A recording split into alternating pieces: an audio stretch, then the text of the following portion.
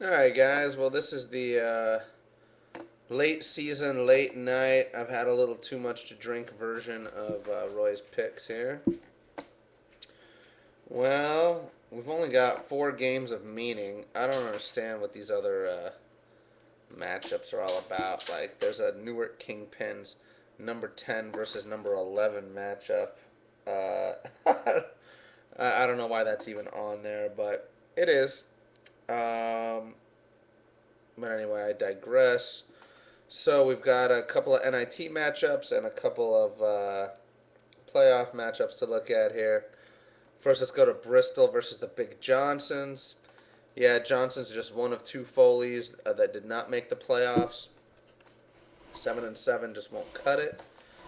It's respectable, middle of the pack. Probably had to beat some good teams. Won some strong games there, but not quite enough to be relevant here. And there's good reason for that. Mostly bad management. I think we've all come to accept that. We've got a pretty good team with Roethlisberger, Benson, Turner, Fred Jackson, Adrian Peterson, Reggie Wayne, Vernon Davis. I mean, you can't really say that that's a bad team. I don't know what the coach rating and all that shit says here, but for the most part, like anybody with a team that's got that kind of a lineup that's not in the playoffs, you just got to think that they've got some bad management going on there. In fact, you've just got to know that. Anyway, I mean, as an example, he's got this asshole Kevin Burnett on his bench, drops 12 points as a defense guy. Meanwhile, he doesn't realize how outmatched San Francisco is, and that's my boys, and it's hard to say this shit, but how outmatched San Francisco is at San Diego and plays Vernon Davis. He is elite, don't get me wrong, whereas Aaron Hernandez is a pretty decent play at the tight end position there against Green Bay in New England. Anyhow, he's got a pretty solid lineup, this New York City Big Johnsons. Bristol Warrior, I'm looking at his team. I don't even know how we won a game. I mean, Sam Bradford, Brandon Jacobs, James Starks, Hines Ward, Deion Branch, Sidney Rice. The whole team's a bunch of waiver wire motherfuckers, man. But dude has found his way to win some games. I don't think he's got a shot. If you just look at Johnson's lineup, you look at Bristol's lineup, Johnson's got a team full of household names who've all had really solid seasons. Bristol's got a bunch of a couple of up and comers, a couple of down and outers. I don't know.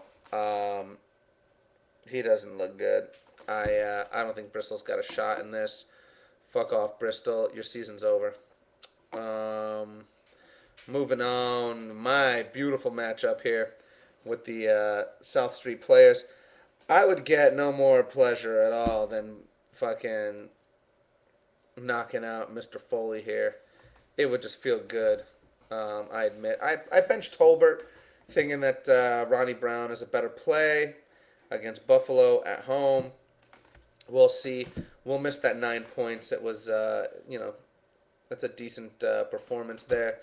Foley's hurting with no Rodgers, so he's got McCoy, Colt McCoy starting. If I lose and he's got Colt McCoy starting for him, I don't know, man. What can I say? It's just been that kind of year. We didn't get off to any kind of a hot start here. Weddle got us 5. Patrick Willis on a big down year here got us 7. I mean, of course, we finally have Patrick Willis on our team the year that he has the worst season of his 5 or 6 year career. We have him on our team. That's just the way things go for the TA Profits here. Anyway, I don't know if I can really win this game. I got some bad matchups. South Street's actually got some pretty favorable matchups.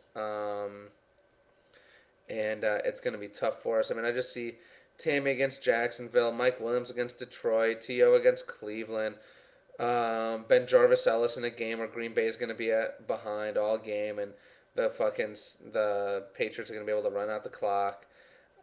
Ray Rice against New Orleans, Foster against Tennessee. I mean, I just see too many great matchups here for South Street, man. Anyway, What can I say? It's just the way it is. I'll probably lose this game and my season will be over, but we weren't that good anyway. So, what does it matter? Who gives a fuck about this game, right? Moving on, Rhode Island versus the Heartbreakers. I really got to say, I think Heart's got the best team of anybody in this league right now, top to bottom. Brady, Forte, Jackson, Goodson's starting. Alright, that stopped me in my fucking tracks right now. Oh, that's right, because he can't fucking play Brandon Lloyd, and Malcolm Floyd didn't play. Brandon Jackson is rightfully on the bench. Boy, that's interesting, man. That's really interesting. Injuries are really hurting here for Heartbreakers late in the season. I don't see Mike Goodson as a good play necessarily. I think Jonathan Stewart's taken over that job pretty rightfully. And it'll take a big game by Wallace, Austin, Pettigrew. Fuck. I think Hart's going to have a really tough day here. Because he's playing against Drew, McCoy, Chris Johnson, Felix Jones against a horrible Washington team that you can throw all over, and you know he catches passes. Larry Fitz against a horrible Carolina team, and Fitz has only done good work against bad teams this year. Wes Welker against another not lousy, but not a super hardcore opponent here. God, Rampage is going to win this one. Jesus fucking Christ. Sorry, Hart, man. I really wanted you to do well. Unless your defense drops 50, you're going to lose this game, dude. That's tragic because you put together a pretty good run here. And I like your squad, but some bad luck here down the stretch. And the Slaughterhouse versus the Bomb Squad, the number 1 versus the number 4. Yeah, Bomb Squad's bringing Ryan, Moreno. I don't even know if Ivory's going to play at Baltimore. It's not a great play there. Along with Colston. I like Calvin. I don't know if he can play Bo if Castle's not in. I don't know. It's not that great looking of a team. Fuck, I felt like I could beat that team with my 6-8 record. Meanwhile, Slaughterhouse has got Vic, who I fucking hate with all my heart. Maurice Jones-Drew, Jamal Charles, Greg Jennings, Bolden, Macklin. Solid D. Jesus Christ. What's John Beeson done since I dropped his ass? Let's take a look at this. Since I dropped John Beeson,